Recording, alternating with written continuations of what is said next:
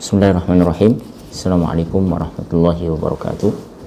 Alhamdulillah, wassalatu wassalamu ala rasulillah wa ala alihi wa sahbihi wa mawala. Asyhadu an la ilaha illallah wa la syarikalah wa asyhadu anna muhammadan abduhu wa rasuluh.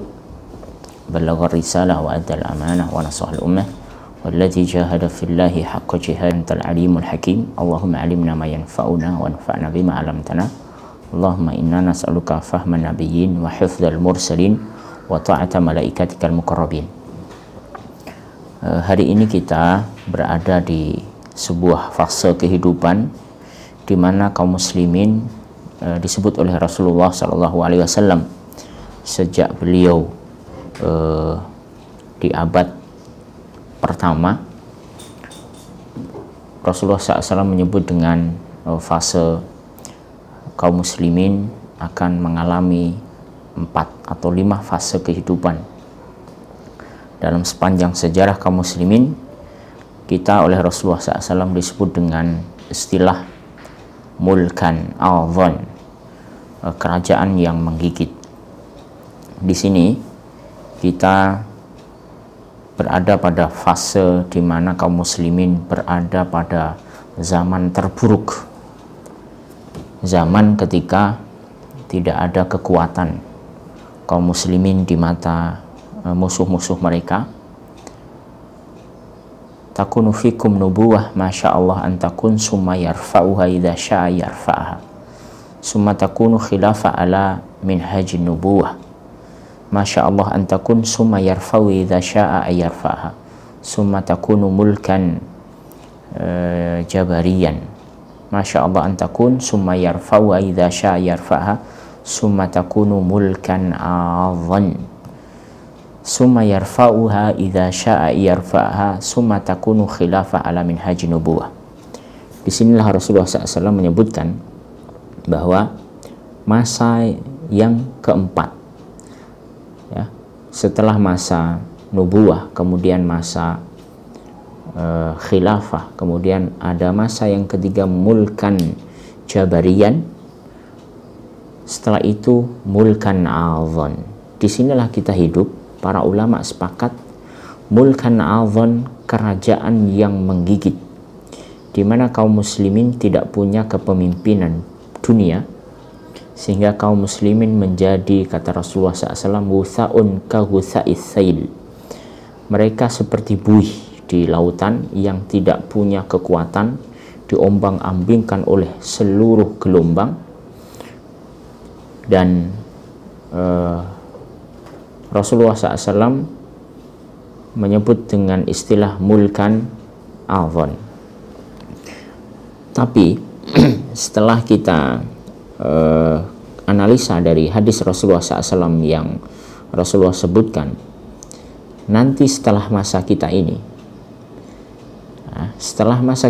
akan ada khilafah ala minhaji nubuwah.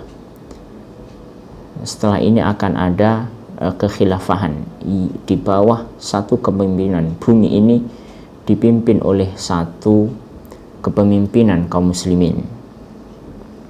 Dan para ulama sepakat hari ini kita yang menyebabkan atau faktor yang menyebabkan kemunduran kaum muslimin hari ini adalah hadirnya kita. Karena kita hadir, maka jatuhlah kaum muslimin. Zaman keburukan ini ada, itu faktornya karena kita ada di zaman ini. Makanya kita harus banyak beristighfar kepada Allah Subhanahu wa Ta'ala. Kenapa kita hadir, kemudian jatuhlah kaum muslimin hari ini? Karena semua kita tidak bisa mengembalikan kejayaan, kedikdayaan kaum muslimin sebagaimana dulu yang Rasulullah SAW wariskan, diteruskan oleh Khulafaur Rasyidin sampai kemudian diteruskan oleh Umar bin Abdul Aziz.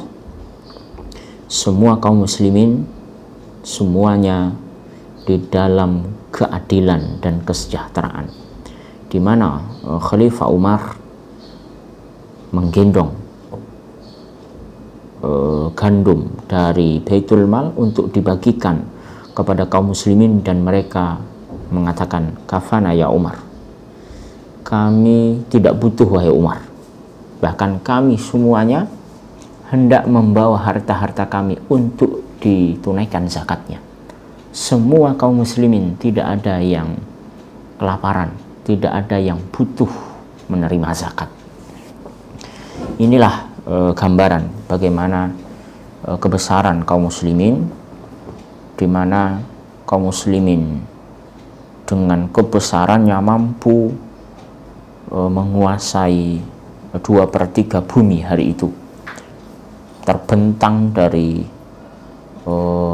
Andalusia, Spanyol, sampai ke Asia kecil, Turki, kemudian sampai ke negeri Cina, sampai ke Indonesia hari ini. Itu adalah karena kebesaran yang diwariskan oleh Rasulullah SAW kepada kita. Tapi begitu kita hadir, justru kaum muslimin di seluruh pelosok buminya hari ini mengalami keterpurukan di sepanjang sejarah kita hadir.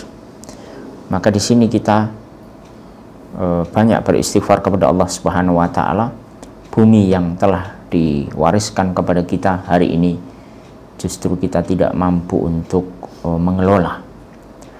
Kaum muslimin semuanya dalam keadaan tertindas. Kita belum selesai mendengar bagaimana yang terbaru adalah kaum muslimin di Myanmar, Rohingya. Kemudian belum selesai itu permasalahan kaum muslimin muncul di Cina, di Uighur. Belum selesai permasalahan itu, kemudian kaum muslimin juga dihinakan, eksistensinya akan dihabisi di India, dan begitu seterusnya. Sejak awal kemunculan permasalahan kaum muslimin adalah berhadapan dengan Yahudi di Palestina sejak 1948 yang lalu, dan terus itu belum selesai muncul permasalahan di Irak, kemudian di Chechnya, di Suriah, sampai akhirnya hari ini kaum muslimin di seluruh bumi hari ini dihinakan di mata musuh-musuh mereka. Kenapa? Karena kita hadir. Inilah jawabannya. Karena kita tidak mampu untuk mengembalikan kejayaan kaum muslimin itu, dan kita faktornya, bukan orang lain. Kenapa musuh kaum muslimin hari ini kuat? Karena kita lemah. Karena kita tidak mampu menghadirkan generasi-generasi soleh seperti generasi Umar bin Abdul Aziz, seperti generasi Khalifah Harun Ar-Rasyid, atau bahkan generasi sahabat-sahabat yang mulia, Umar bin Khattab radhiyallahu an. Dan tapi ingat, kemudian ketika Rasulullah SAW menyebut bahwa nanti akan mengalami fase terburuk di mana umatku menjadi husaun ka husai tsail, mereka seperti buih, maka kita perlu bertanya-tanya, kapan itu akan berakhir? Ketika kita semuanya berpikir bahwa kita akan menyiapkan generasi setelah kita ini, generasi-generasi yang lebih baik dari kita. Karena Rasulullah SAW kemudian Rasulullah menyebutkan bahwa setelah generasi ini para ulama sepakat sebagaimana yang disebut oleh Rasul bahwa satakunu khilafa ala minhajin nubuwah, akan hadir kepemimpinan Islam yang akan mengembalikan bumi ini dalam keadilan. Bumi ini dalam keadilan Islam, inilah yang disebut oleh Rasulullah khilafah ala minhaji an-nubuwah, yang orang-orangnya tentu kualitasnya akan seperti zaman khalifah, zaman khilafah, zaman khalifah seperti zaman Nabi SAW. Kualitasnya seperti Abu Bakar, Umar, Uthman, Ali, Talhah, Zubair, Abdurrahman bin Auf, dan orang-orang hebat yang pernah dicatat oleh sejarah sampai hari ini, nama mereka akan kembali lagi, kualitas mereka akan kembali lagi. Dipimpin oleh siapakah kepemimpinan kaum muslimin yang terakhir itu? Rasulullah SAW menyebut, itulah kepemimpinan yang namanya sama dengan namaku, kata Rasulullah SAW. Bapaknya sama dengan nama bapakku, itulah Muhammad bin Abdullah Al-Mahdi, Imam Al-Mahdi yang akan membawa keadilan bumi setelah kita semuanya mati. Karena kita tidak mampu, ya, kehadiran kita hari ini tidak mampu mengembalikan kaum muslimin. Pertanyaannya, kalau kemudian setelah ini ada keemasan kaum muslimin, maka siapa yang akan mempersiapkan generasi itu? Tentu adalah kita hari ini yang punya hati nurani untuk hadir memperjuangkan cita-cita Rasulullah Shallallahu Alaihi Wasallam. Semua kita harus punya cita-cita menyiapkan generasi setelah ini. Dan kalau kita dipertanyakan mana generasi yang terbaik, apakah generasi yang pertama, yaitu generasi para sahabat yang dididik oleh Rasulullah SAW, atau generasi yang terakhir umat Rasulullah SAW yang terakhir, di hulunya atau di hilirnya? Tentu kita akan mengatakan bahwa yang terbaik di antara umat Rasulullah sepanjang sejarah kaum muslimin ini adalah para sahabat Nabi, karena mereka langsung dididik oleh Rasulullah SAW, dan kita tahu bagaimana hasilnya. Abu Bakar, Umar, Utsman, mereka adalah orang-orang terbaik sepanjang sejarah bumi ini ada, bahkan melampaui umat-umat yang dididik oleh nabi-nabi sebelum Rasulullah Muhammad SAW. Sebagaimana Rasulullah menyebut, khairul quruni qarni tsummal ladzi yalunahum tsummal ladzi yalunahum, sebaik-baik umatku adalah zaman adalah zamanku, kemudian setelahnya dan setelahnya. Tentu mereka lebih baik, dan kita adalah generasi terburuk. Tapi ingat bahwa Rasulullah SAW menyebut bahwa tuba liman amanabi walam ra'ani, beruntung orang yang beriman denganku tetapi dia tidak melihatku. Tentu ini yang disebut adalah kita hari ini, generasi yang disabdakan oleh Rasulullah SAW itu akan hadir setelah generasi kita hari ini. Maka tidak ada pilihan, kalau kita ingin mengambil peran, kita akan menjadi generasi yang disebut oleh Rasulullah SAW mendapatkan pahala. Generasi terbaik itu adalah dengan cara kita yang mendidik generasi setelah ini. Generasi yang akan hadir ini adalah generasi terbaik yang pernah disebut oleh Rasulullah SAW nanti akan datang. Satakunu khilafah ala minhajin nubuwah. Mereka setelah generasi kita, maka kitalah yang mendidik mereka. Kalau kita yang menghasilkan generasi terbaik, artinya kita akan mendapatkan pahala sebagaimana kita mendapatkan pahala generasi yang kita didik. Man dalla ala khairin kafa'ilih, siapa yang menunjukkan sebuah kebaikan, memfasilitasi sebuah kebaikan, maka fasilitatornya akan mendapatkan pahala kebaikan sebagaimana yang melakukan kebaikan atas fasilitas yang dia berikan. Maka bagaimana Allah Subhanahu wa Ta'ala mengajarkan bahwa generasi terbaik itu akan hadir yang sudah pernah diberikan contoh oleh Allah Subhanahu wa Ta'ala.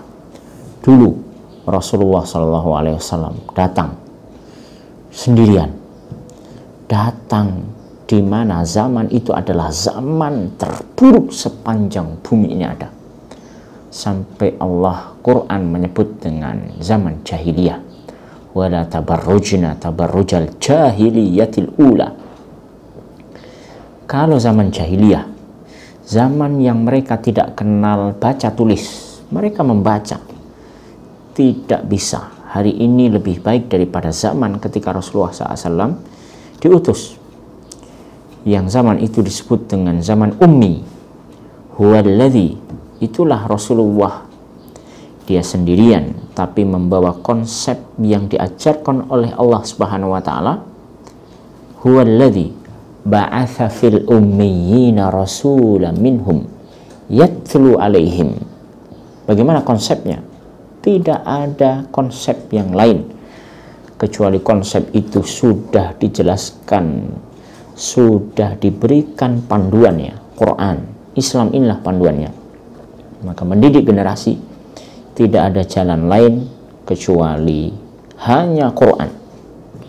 Huwallazi ba'atha fil ummiyin, dan Allah lah yang mengutus di antara kaum yang ummi di zaman ketika baca tulis mereka tidak bisa, tetapi Quran hadir.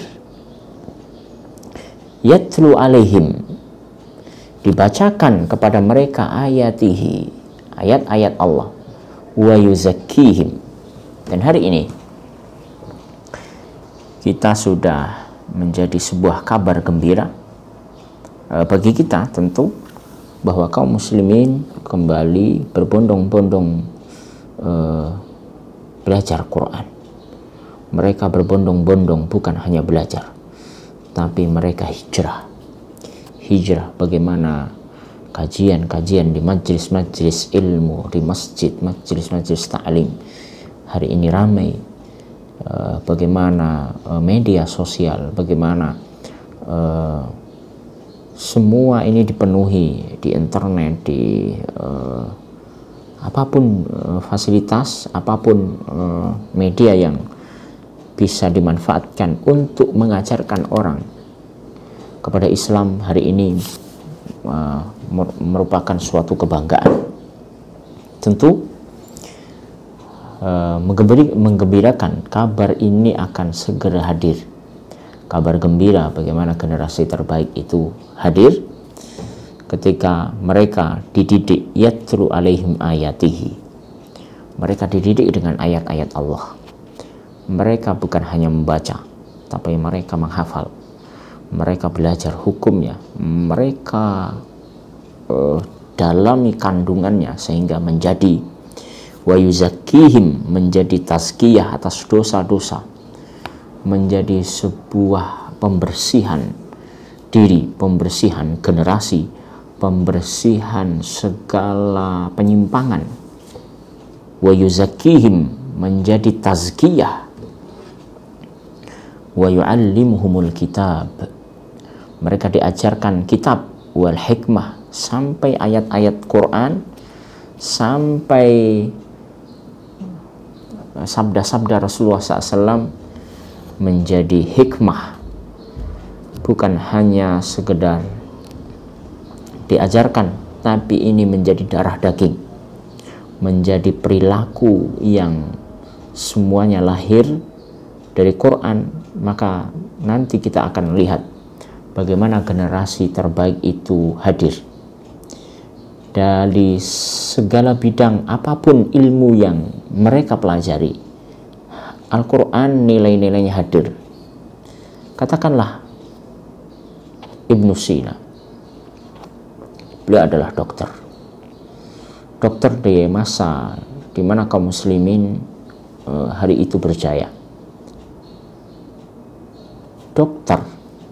Kedokteran hari ini justru dikuasai selain kaum muslimin. Apakah kebermanfaatnya justru terasa? Justru mereka memanfaatkan ilmu-ilmu yang ada hari ini untuk kerusakan bumi, untuk kerusakan generasi.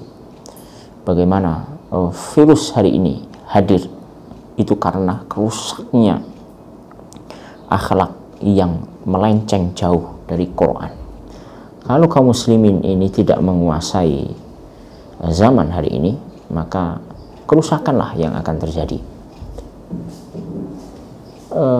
teknologi komputer. Mungkin kita hari ini dimudahkan dengan teknologi itu. Tahukah dibalik daripada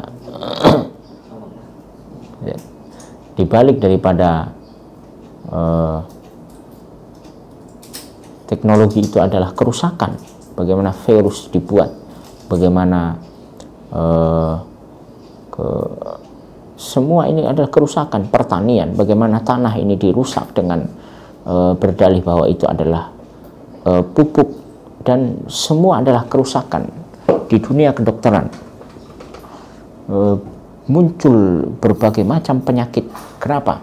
Karena mereka menguasai teknologi tapi mereka jauh dari Al-Quran. Maka hari ini Quran menjadi solusi. Bagaimana Al-Jazari, bapak robot yang dilahirkan dari rahim kaum muslimin, dia membuat robot untuk ketaatan.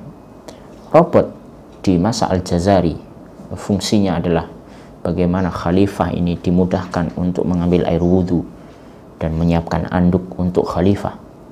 Bagaimana jam dibuat oleh kaum muslimin dalam rangka untuk memudahkan orang sholat. Bagaimana matematika dibuat oleh Al-Khawarizmi untuk menghadirkan kemudahan ilmu warisan, dan Al-Quran ini bisa dimudahkan memahaminya dengan ilmu yang dilahirkan oleh kaum muslimin Al-Jazari. Dan begitulah, mereka semuanya adalah generasi-generasi Quran. Ketika mereka menguasai teknologi, tapi hadirlah hikmah dari Quran. Mudah-mudahan kita semuanya dimudahkan oleh Allah Subhanahu wa taala untuk mempelajari Quran, dan kita akan belajar bagaimana Rasulullah dulu membentuk generasi, dikelompokkan menjadi 10-10-12. Itulah bagaimana Rasulullah SAW mendidik dari generasi yang kecil, dari skala yang kecil, kemudian menjadi sebuah generasi dan peradaban. Mudah-mudahan kita semuanya diberikan taufik oleh Allah Subhanahu wa taala untuk belajar ilmu Allah, untuk mengembalikan generasi terbaik. Setelah generasi kita ini adalah generasi yang lebih baik dari kita. Setelah generasi kita ini akan mendidik generasi yang lebih baik, dan setelah generasi yang lebih baik itu hadir, akan mendidik generasi yang lebih baik lagi, maka puncaknya nanti akan lahirlah generasi seperti Abu Bakar, Umar, Utsman, yang mereka nanti akan dipimpin oleh Imam Al-Mahdi dan Nabiullah Isa alaihissalam. Aku qouli hadza wa astaghfirullah li wa lakum. Assalamualaikum warahmatullahi wabarakatuh.